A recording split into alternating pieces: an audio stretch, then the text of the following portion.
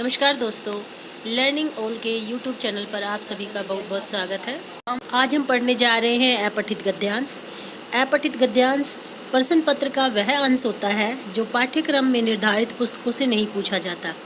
यह अंश साहित्यिक पुस्तकों, पत्र पत्रिकाओं या समाचार पत्रों से आमतौर पर पूछा जाता है, परंतु उनका स्तर, विषय वस्तु और भाषा शैली पाठ्य पुस्तकों जैसी ही होती है। अपठित गद्यांश के प्रश्नों के उत्तर देने से पहले हमें गद्यांश को ध्यानपूर्वक पढ़ लेना चाहिए। अगर पहली बार पढ़ने से हमें समझ में नहीं आए तो हमें इसके शब्दों, वाक्यों को और अधिक गहनता से पढ़ना चाहिए। हमें गद्यांश के मूल भाव के बारे में अवश्य पता होना चाहिए। हमें गद्यांश के शीर्षक के बारे में पता होना चाहिए कि यह गद्यांश किस विषय पर लिया गया है। हमें गद्यांश के प्रश्नोत्तर गद्यांश में से ही छांट कर लिखने होते हैं। उसमें हमें अपनी तरफ से कुछ अलग या कुछ एक्स्ट्रा नहीं लिखना होता। भाषा सरल, सुबोध और व्याकरण सम्मत होनी चाहिए। प्रश्न का उत्तर उतना ही लिखना चाहिए जितना कि पूछा गया। प्रश्न के उत्तर में गद्यांश में से अनावश्यक वाक्यों को चुनकर नहीं लिखना चाहिए। आज मैं आपको दो गद्यांश के माध्यम से बताना चाहूँगी कि इन गद्यांशों के उत्तर किस तरह से दिए जाते हैं। जैसे यहाँ पर एक गद्यांश दिया हुआ है, स्वच्छ भारत अभियान एक राष्ट्रव्यापी सफाई अभियान है जिसे प्रधानमंत्री श्री नरेंद्र मोदी ने देश को स्वच्छ बनाने की दृष्टि से प्रारंभ किया है। हमारा देश हर तरह से साफ सुथरा हो, कहीं गंदगी न हो, इसी कल्पना के साथ इस अभियान का श्री गणेश किया गया है। भारत को एक स्वच्छ देश बनाना महात्मा गांधी जी का सपना था। वे चाहते थे कि देश में कहीं गंदगी ना हो। उन्होंने अपने समय में लोगों को प्रेरित करके स्वच्छ भारत बनाने की कोशिश की थी, किंतु लोगों द्वारा अधिक रुचि न दिखाने के कारण उन्हें इस कार्य में सफलता न मिल सकी। इसलिए इसे महात्मा गांधी की जयंती पर शुरू किया गया है। भारत सरकार यह टारगेट लेकर चल रही है कि इस अभियान को महात्मा गांधी की 150वीं जयंती पर पूरा कर लिया जाएगा। वस्तुतः भारत सरकार ही नहीं, यह कार्य भारत के समस्त नागरिकों के लिए एक बड़ी चुनौती है। यह तभी संभव है जब भारत में रहने वाला हर व्यक्ति इस अभियान को सफल बनाने के लिए अपनी जिम्मेदारी समझे और अपना भरपूर सहयोग दे। इसके लिए हर व्यक्ति को अपनी मानसिकता बदलनी होगी। अब इसके कुछ प्रश्न दिए गए हैं नीचे।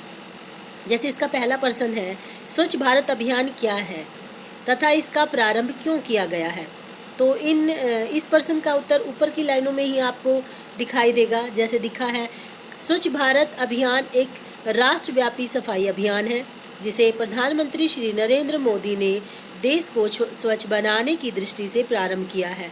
हमारा देश इस तरह से साफ सुथरा हो, कहीं गंदगी न हो, इसी कल्पना के साथ इस अभियान को शुरू किया गया है।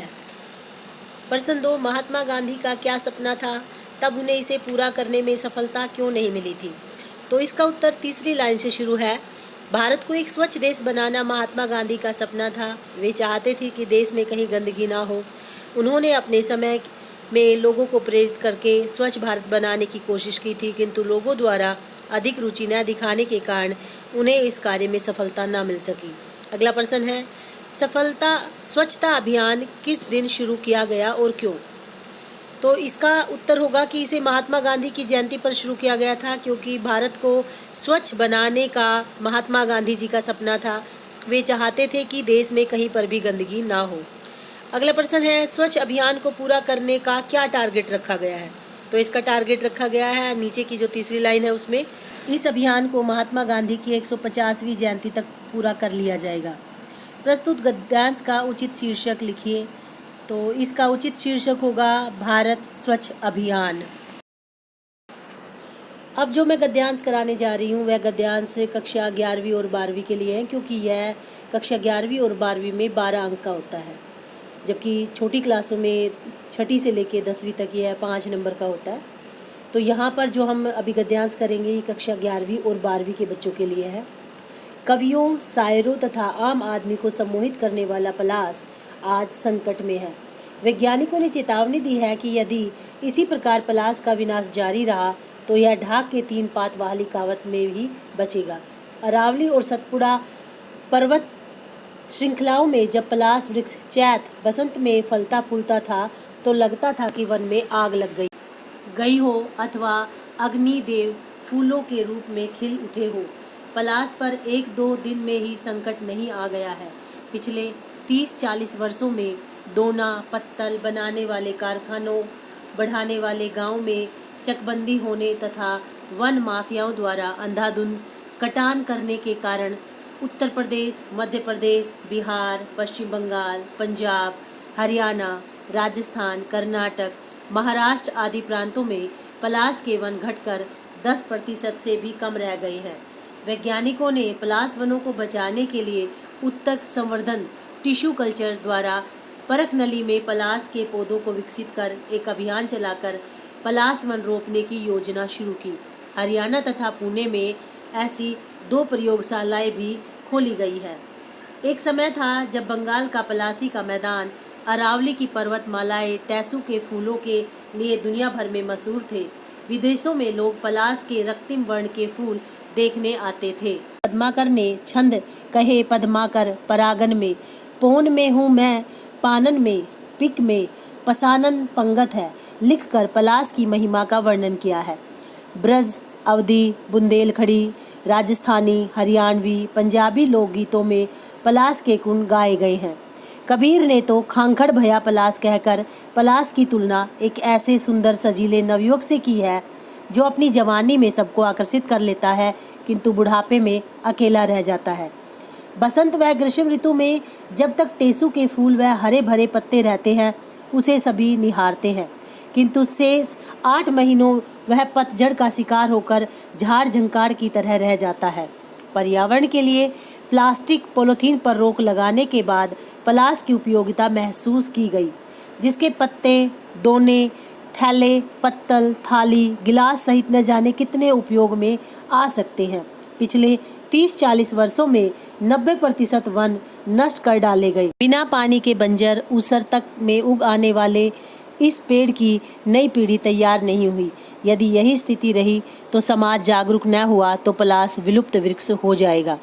अब यहाँ पर इसका पहला प्रश्न है, इस गद्यांश का सर्वाधिक उपयुक्त शीर्षक बताइए। तो हम जब देख रहे हैं कि ये पलास के वृक्ष के इर्द गिर्द ये गद्यांश घूम रहा है तो इसका उचित शीर्षक होगा पलास पर संकट। अगला प्रश्न है, अरावली और सतपुड़ा में पलास के वृक्ष कैसे लगते थे? तो ये आप देखिए, इसका उत्तर आपको सीधा सीधा गद्यांश में मिल जाएगा। अरावली और सतपुड़ा में पलास के वृक्ष देखने में ऐसे लगते हैं जैसे समूचे जंगल में आग लग गई हो या अग्नि देवता फूलों के रूप में खिल उठे हो। अगला प्रश्न है, पलास के वृक्षों को बचाने के लिए क्या किया जा रहा है? तो पलास के वृक्षों को बचाने के लिए उत्तक संवर्धन टिश्यू कल्चर द्वारा परख नली में इन्हें विकसित करने का अभियान चलाया जा रहा है। इस काम के लिए हरियाणा और पुणे में 2 प्रयोगशालाएं भी आरंभ कर दी गई है। अगला प्रश्न है, लेखक ने पलास की ऐतिहासिक पृष्ठभूमि के संबंध में क्या बताया है? तो लेखक ने बताया है कि एक समय था जब बंगाल के पलासी मैदान और अरावली के पर्वत श्रृंखला पलास के फूलों से लदी हुई रहती थी, जिन्हें देखने के लिए विदेशों से लोग आया करते थे। इसके अतिरिक्त विभिन्न कवियों की रचनाओं में भी और लोकगीतों में भी पलास के फूलों को स्थान मिल गया है। अगला प्रश्न है, कबीर ने पलास की तुलना किससे की है? तो जैसे हमने पढ़ा कि कबीर ने पलास की तुलना एक सुंदर सजीले नवयुवक से की गई है, जो नवयुवक युवावस्था में तो अपने रूप सौंदर्य से सबको आकर्षित करता है, लेकिन वृद्धावस्था में वह अकेला रह जाता है। अगला प्रश्न है, पलास की उपयोगिता कब महसूस की गई? तो पलास और कवियों, शायरों व आम आदमी को सम्मोहित करने वाला पलास आज की स्थिति में है। तो कब की गई? जब पॉलीथीन और प्लास्टिक पर बैन लगा दिया गया। उसके बाद पलास की उपयोगिता महसूस की गई, जिसमें पत्ते, दोने, थैले, पत्तल, थाली, गिलास सहित आदि न जाने कितने उपयोग की चीज़ें इससे बनाई जानी थी। कवियों, शायरों व आम आदमी को सम्मोहित करने वाला पलास आज विलुप्त होने के संकट से गुजर रहा है। अब इसका एक अंतिम प्रश्न है कि गद्यांश का केंद्रीय भाव क्या है? तो इस गद्यांश का केंद्रीय भाव है पलास के वृक्षों के घटते हुए स्तर पर चिंता व्यक्त करना है। वैज्ञानिकों ने चेतावनी दी है कि इसी तरह से पलास की अंधाधुंध कटाई होती रही तो बहुत जल्दी ही यह वृक्ष विलुप्त हो जाएगा, हमें देखने को नहीं मिलेगा।